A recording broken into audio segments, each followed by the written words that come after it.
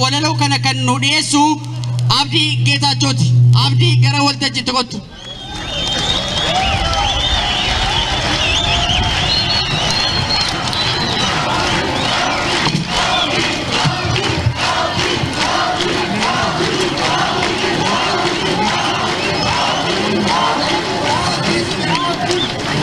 Ejen ulfaadha jirtu innagama gaanni sun innagama jarri sun innagama warri gamanaa innagama jirtu jajjabeen jirtu woboon jirtu qeerensoon jirtu abbaan biyyaa jirtu ijoolleen jibbaa jirtu innagama abbaan biyyaa eenyu?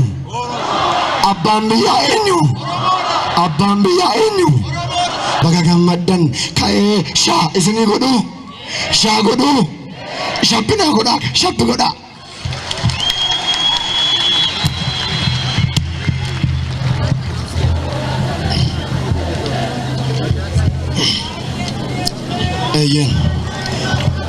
Nooruu yaa jajjabe galata rabbii guddaa uumaa samii fi lafaa waboo ijaan argine qabsaa'ota hangafa anaa dhufu nooruu yaa jajjabee kiyyaa qabsoo finiinsitee bilisoomsuuf biyya dachii Oromiyaaf sabaaf kan lole dura abbaan qabsoo Oromoo falmataan keenya jira osoo hin dadhabin oliif gadi kaattee sababa qabsoo kanaa baala mukaas nyaatte falmattan lafeen cabee kaffalan aarsaa lubbuu beelaan waxalamanii osoo hin dalagin cubbuu qorra keessa bulanii danda'an bishaan dheebuu beelaaf hin jilbeeffanne bolaa turan agabu baala mukaa nyaatanii goosuudhaa fi baddeessaa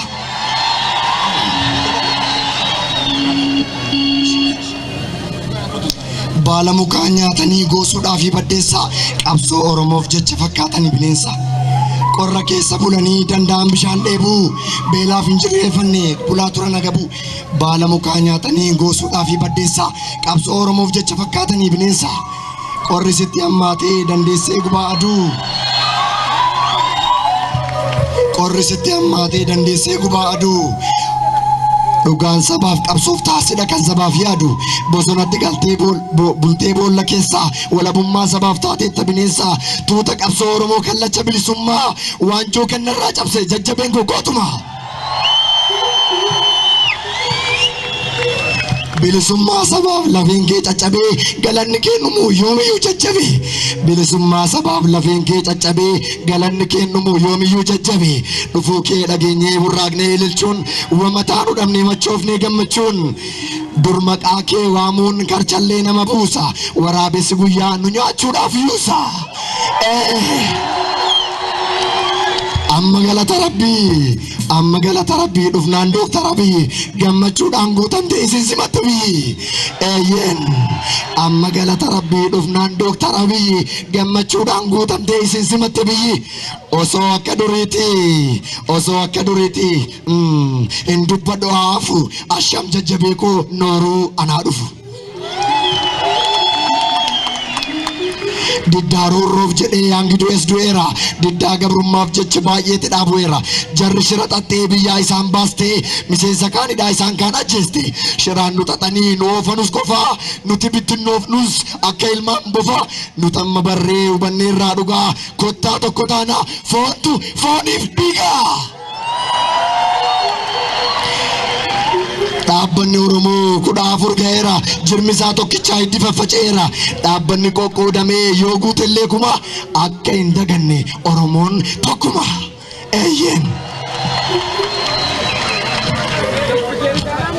amma tokko taatii diinatti waliin ka'a ciisicha dhorkaatii madaa qubaatti ta'a kaayyoon keessan tokkicha maaliif kichuutti cirtu saba tokkoof qabsaa adda maaliif walirtu sababa adda addaatiin turre wal qoqqoodaa kun diigama fidee alagaa fayyada firfirsee nu facaasee nu gubee nu dhukkuba dhikkifatee nu jeeqa akka madaa gubaa ciisicha nu dhorkee akka madaamu golee tokkummaa dhabuun keenya diina keenyatti tole gandaa fi amantaan dhiigni akka molqooda afaan tokko dubbataa tirummaaf waliin ooda ishoo baga dhuftani dharraa armee baasuu marrimaan gubate bilisummaan jiisu nus ijoolleen Jimmaa jirtu Nus ijoolleen Jimmaa fe'annee irraa fardaa marga jiidhaa baannee akka sirna gadaa abbaan Jifaar keenya mootiin Gibee gamaa mooticha Abshaala leenca fakkii namaa. Nus ijoolleen Jimmaa Nus ijoolleen Jimmaa fe'annee irraa fardaa marga jiidhaa baannee akka sirna gadaa abbaan Jifaar keenya mootiin Gibee gamaa mooticha Abshaala leenca fakkii namaa. Dachii bunaaf dammaan biyya magariitu kan abbaa Jifaari ni beeka hundumtu. Ilmaan baay'ee qabu mootiin Gibee gamaa abbaan biyyaa sultaan tokkicha akkuma. Akaakayyuu mootii kan abbaa Jifaari abbaan biyyaas leenca kanaaf naati jarri. Warra qeebbaa Jifaar abbaa biyyaa keenya dura bu'ee lolee nuuf ta'e fakkeenya. Faaxumaa abbaa raagoo akaakayyuu abbaa booqaa diinni ni naasofti yoo dhageessu maqaa. Faaxumaa abbaa raagoo akaakayyuu abbaa booqaa yaa Faaxumaa keenya akaakayyuu abbaa booqaa diinni ni rifatti yoo dhageessu maqaa. Eeyyen Faaxumaa Isaa abbaafki akaakayyuu abbaa booqaa diinni ni rifatti yoo dhageesse maqaa. Dhalootaan Gibee gamaa yaa biqiltuu aggaaroo nuuf gaachana taatee ni faccisi roorroo. Eeyyen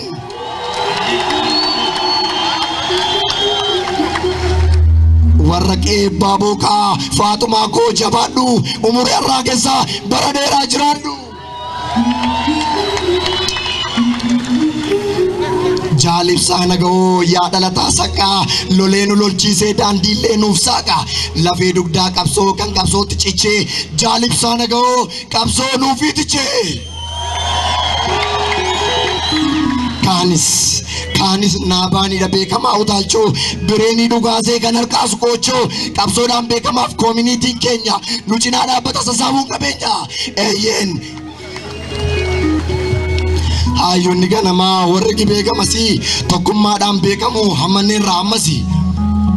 Sanas kanas hin cirruu nu takka harangamaa ofitti hammanneerraa saboota hundumaa. Sababa qabsoo kanaa hedduu dhabnee goota eebbisaa addunyaa seenaatu yaadata. Eebboo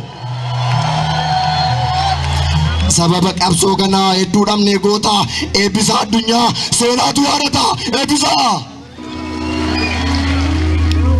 isa ajjeesanii harkisanuus daandiirraa jaallan duuban deebine ammas qabsoon fuuldura onnee keenya keessa jirta yeroo hundaa. Leenca koo leenca akka kee dhabuu hambaa iseen gadda. Silaa boqattee taa lubbuu kee ajeennatu ummanni kee Oromoo yoomuu sin dagattu. Jaallaggasaa hogii kan diinaaf ta'e dhibee galtuu roorrisuuf kaati boombiidhaan kan gube laggasaa wagii. Asiin achiin deemtee ajjeesuuf laggasaa isatti dhugaastee fixatte rasaasa. Taaddasaa Birruu fi akka Baaroo Tumsaa diina kutee gatee goota akka Qeerensaa Elemoo Qilxuu fi akka Magarsaa Barii goota keenya sodaattee baqataa turte jarri. Nasobee kan baay'ee na gubu waa'ee na dhiigammadaa mee eessuma jirta sabnoo si barbaada. Achi buutee kee dhabnee marrumaan ni gubate maaliif yuusuu dide waraabuun si nyaate. Jeneraal Waaqoo guutuu gooticha baddaa baalee diinni ija keen baatu ol jedhee si ilaalee goota sabaaf jedhee dabarsuun of laatu kan sabatti roorriste morma kan irraa gatu qabsoo nuuf finiisee goota Waaqoon keenya dura bu'ee lolee nuuf ta'e fakkeenya. Hayyuu duree Oromoo leenca Daawud Ibsaa saba kee bilisoomsuuf turte bosona keessaa waggaa 45 qabsoo irratti dufursee nuun bilisa baasuuf dhiiga isaa lolaase Jaal Daawud Ibsaa. Yeroo lama hidhamee hidhaa cabsee badee yeroo gadi bu'u diina rasaasaan waadi isaa ajjeesuudhaaf itti arganu summi ni dadhabde jarri ni fashalaa dhimmi.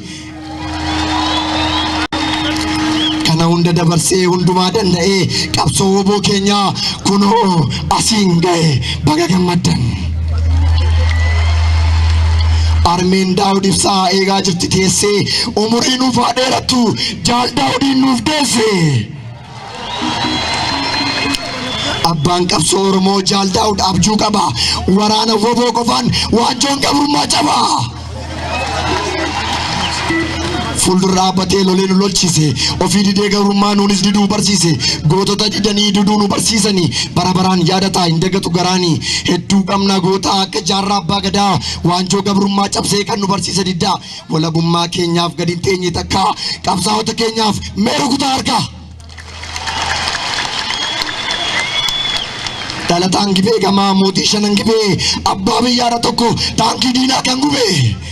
Dubartii keessaas qabna jabeessituu jajjabee ilfina qannootikaa kan diinaaf taate dhibee. Dubartii keessaas qabna jabeessituu jajjabee ilfina qannootikaa kan diinaaf taate dhibee. Sagalee kiiloleen faarsitee gootichaa yeroo mirgaan gallus somachuun ililchaa. Tumamtee hidhamtuus ilfuun duuban deebitu woboof qeerroon Oromoos kanaaf ishee jaallatu walabummaa sabaaf hedduudha kan du'e saba bilisoomsuuf dhiigni dhangala'e kanneen boqottanis argadhaa jannataa ummanni Oromoo yoomuu sin yaadata kan lubbuudhaan jirtan umurii nuuf dheeradhaa bara jireenyaa fi gammachuun nuuf jiraadhaa sanyiin Gumsaa Morodaa warri Leeqaa Gamasii roorroo farkan laatanii falmaa jiru har'asii. Woboon koo dhufee barra qabsaa'aan hangafaa dur kan gadditanis mee gammadaa kolfaa. Qabsoo cimaa dabarsee dhufee barleencichi haadha dhiiraa ka'e gammadi ililchi Oromoodhaaf jedhee tumame akka bofaa gaafa woboon dhufu silaa eenyu tafa dhaabbileen Oromoo ka'aa maaliif teenya ililchinee simachuu qabna woboo keenya Oromoon Oromoodhaaf faffacaanus adda addaa Oromoon Oromoodhaaf faffacaanus adda addaa sirni keenya tokkicha ittiin bulmaannis gadaa. Oromoodha kan nuuf Oromootu simata akka yeroo darbee eenyu tolkomata ummata kee Oromoof dabarsuun of laattee dhugaasi jaannaa baga keenya taate numatu oliif yaadee numa kan wal barbaadu ormi bu'aan humbuusu numa kan wal fayyadu quba walitti qabuurra quba wal qabu wayyaa diinni odoositus woboodha abbaan biyyaa Oromoon gadaan bulaa gadaan sirna qaba.